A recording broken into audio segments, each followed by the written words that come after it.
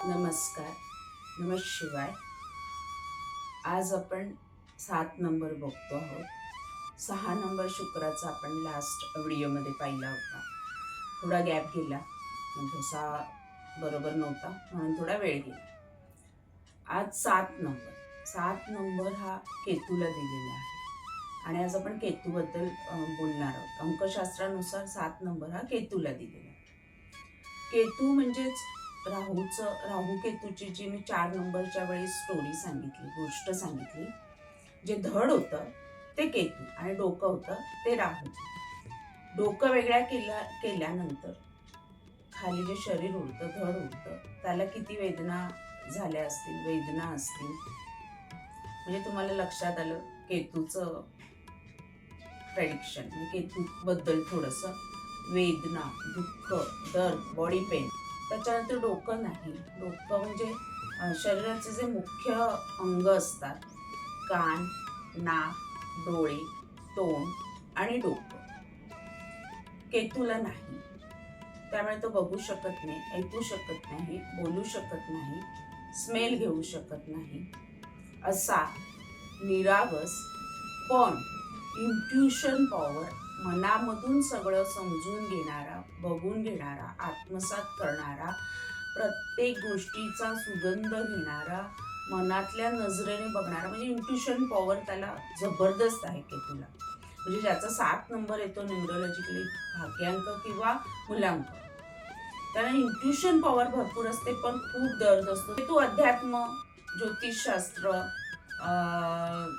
बरं सायंटिस्ट, ह्या लोकांसाठी केतू खूप उपयुक्त आहे. केतू चांगला असेल तर ह्या सगळ्या आत्मसात करायला, ज्या गूढ शास्त्राच्या जे विषय आहेत ते आत्मसात करायला केतू खूप अतिशय उपयुक्त असा ग्रह आहे.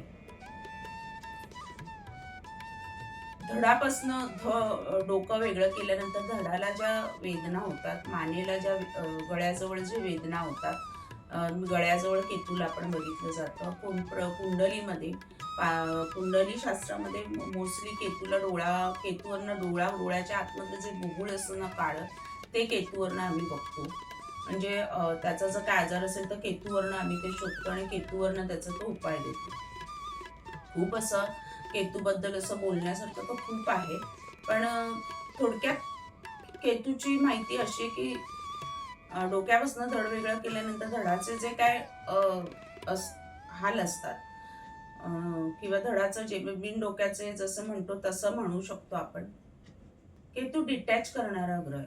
म्हणजे लवकर तो गुंतून राहत नाही, पटकन वेगळा होतो एखाद्या गोष्टीपासून. डिटॅच करणारा म्हणजे संन्यासी लोकांच्या कुंडलीमध्ये, वैराग्य ज्यांच्या आहे अशा लोकांच्या कुंडलीमध्ये केतू प्रबळ असतो, कारण तो डिटॅच करतो एखाद्या गोष्टीच्या, म्हणजे त्याला नाही आवडली तर तो लगेच तोडतो ती गोष्ट आणि बाजू, कारण तो स्वतः डिटॅच झालेला. गणपतीचं जसं गणपतीशी त्याची तुलना केली जाते का, तर गणपतीचं पण डोकं उडवलं गेलं होतं, केतूचंही डोकं उडवलं गेलं होतं. दोघांचेही वेदना एकसारख्या असल्यामुळे त्याला गणपतीची तुलना केली जाते. केतूला जर तुम्हाला शांत करायचं असेल, केतूचे जर उपाय करायचे असेल तर गणपतीचे उपाय करावे लागतात आणि शंकर भगवानांचे, कारण केतू ह्या दोघांनाच खूप मानतो. किंवा शंकर भगवानांचा स्वतः तो निस्सीम भक्त असल्यामुळे शंकर भगवानांचे उपाय आणि गणपतीचे उपाय केल्यानंतर केतूला बऱ्यापैकी शांत करता येतं आणि केतूपासून आपल्याला फायदे पण मिळतात. केतू खूप महत्वाचा आहे. केतू प्रत्येक गोष्टीसाठी, जुगारासाठी सुद्धा केतू बघितला जातो, शिक्षणासाठी सुद्धा केतू बघितला जातो, बऱ्याच गोष्टींसाठी केतूला बघावं लागतं. अर्थात पारंपरिक ज्योतिषशास्त्रामध्ये तो कोणत्या स्थानातनं भ्रमण करतो, कोणाबरोबर आहे, हे सुद्धा सगळं ग्राह्य धरलं जातं. अंक ज्योतिषशास्त्राप्रमाणे तो कोणत्या नंबरशी अलाइन होतोय त्याच्याप्रमाणे अंक ज्योतिषशास्त्राचं भविष्य केलं जातं. पण केतूला खूप महत्व ज्योतिषशास्त्रामध्ये आणि न्यूमरोलॉजीमध्ये दिलेलं आहे आणि खूप मोठ्या प्रमाणात केतूचा असा विस्तार आहे आणि माहिती आहे. पृथ्वीचे छेदन बिंदू, एका बाजूला राहू होता, दुसऱ्या बाजूला केतू, राहूच्या मागनं सावलीसारखा फिरणारा, म्हणून त्याला छायाग्रह म्हटलं जातं. आणि ग्रहण लावतो, केतू चंद्राला ग्रहण लावतो आणि राहू सूर्याला ग्रहण लावतो. अर्थात राहूचं विश्लेषण करताना मी त्याच्यात हे दोन्ही गोष्टी सांगितलेल्या आहेत, पण परत एकदा तुमच्या माहितीसाठी हे सांगते. हे झाली केतूची माहिती. भरपूर आहे केतूबद्दल बोलण्यासारखं खूप. केतू म्हणजे निरागस, शांत, देवासारखा, गुरुसारखेच त्याचे गुणधर्म. पण मुक्ती देणारा ग्रह म्हणजे केतू. गुरु मुक्ती देत नाही, केतू मुक्ती देतो. बाकी सगळं गुरुसारखेच त्याचे गुणधर्म केतूचे आहेत. आणि केतूचा आज आता बरंच काही सांगून झालं केतूबद्दल. आता मी केतूचा एक उपाय देते. आपण नेहमी शेवटी जाता जाता एक उपाय, प्रभावी उपाय मी सांगते. तर आज मी केतूसाठी एक छान प्रभावी असा उपाय देते. गणपती आणि केतूला सेम सेम दुःख आणि सेम भावना असल्यामुळे तो गणपतीला खूप मानतो आणि गणपतीची जर आराधना केली तर केतूची जी तीव्रता आहे ती कमी होऊन केतूची चांगली फळं मिळायला सुरुवात होतात. त्यामुळे गणपतीला दर मंगळवारी किंवा दर बुधवारी एक लाल फूल गणपतीच्या देवळात देणं, लाडूचा प्रसाद देणं, किंवा केतूसाठी अजून एक प्रभावी उपाय सांगते. कालभैरव जे शंकरांचं रूप आहे, 7 लिंब, 7 हा केतूचा नंबर असल्यामुळे 7 लिंब दोऱ्यामध्ये ओवून त्याची माळ बनवायची आणि दर बुधवारी कालभैरवाला अर्पण करायची. किंवा असे 11 बुधवार करा, किंवा बुधवारपासून चालू करून 11 बुधवार तुम्ही 11 दिवस लागोपाठ ती लिंबाची माळ कालभैरवाला अर्पण करा.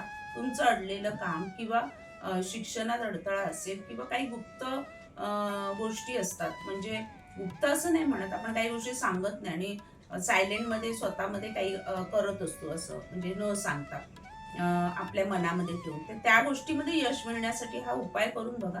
नक्कीच यश मिळेल आणि फायदा होईल. आणि गणपतीचा त्याच्यावर उपाय करा. लाल फूल दर मंगळवारी किंवा बुधवारी लाल फूल गणपतीला अर्पण करायचंय आणि बुंदीचा प्रसाद. आणि अजून एक ऑरेंज शेला जो आपण गणपतीला डाव्या खांद्यावर घालतो ना, लाल घाला, ऑरेंज घाला, गोल्डन घाला, पिवळा घाला, तो एक शेला दर मंगळवारी गणपतीला डाव्या खांद्यावर तुम्ही घालून लाडूचा प्रसाद, लाल फूल ठेवलत ना, तर तुम्हाला नक्कीच तुमच्या अडलेल्या कामामध्ये किंवा जे गुप्त काही गोष्टी आपण घरामध्ये शांततेत करत असतो, सक्सेस घर घेण्यासाठी किंवा कोणाला सांगत नाही आजूबाजूला आणि आपण प्रयत्न करत असतो, त्याच्यामध्ये 100% तुम्हाला यश मिळेल. हा झाला केतूचा उपाय. आणि केतूबद्दल आपण पुढे खूप खूप बोलणार आहोत. जसजसं पारंपरिक ज्योतिषशास्त्रच आपण अभ्यास करायला जाऊ, शिकायला जाऊ, तेव्हा केतूबद्दल आपण एक एक प्रत्येक ग्रहाबद्दल आपण अजून बोलणार आहोत. खूप आहे बोलण्यासारखं, खूप माहिती आहे. 10 मिनिटात ती होणार नाही, पण मी थोडक्यात तुम्हाला केतूबद्दल आज सांगितलं, जेणेकरून पुढच्या वेळी केतूबद्दल किंवा इतर कोणत्या ग्रहाबद्दल पारंपरिकनुसार सांगताना तुम्हाला ह्या गोष्टी सगळ्या लक्षात येईल. कारण ही महत्वाची सुरुवात आहे सगळ्या ग्रहांची. त्यांचे स्वभाव, त्यांचे आवडी, त्यांचं चव, त्यांचे रंग, त्यांचे गुणधर्म, त्यांचे वस्तू, कोणत्या वस्तूवर त्यांचा प्रभाव आहे, हे सगळं ग्रहांचं ठरलेला एक अभ्यास. तर हळूहळू आपण पुढे जसं जसं जाऊ. आज आपण न्यूमरोलॉजी आणि पारंपरिक मधला मध्य काढून कसं भविष्य सांगता येईल, काय भविष्य असू शकतं, ते आपण सध्या बघतो आहोत. आता केतू झाल्यानंतर आपण शनी घेणार आहोत. आणि आजचा व्हिडिओ मी इथेच संपवते. धन्यवाद.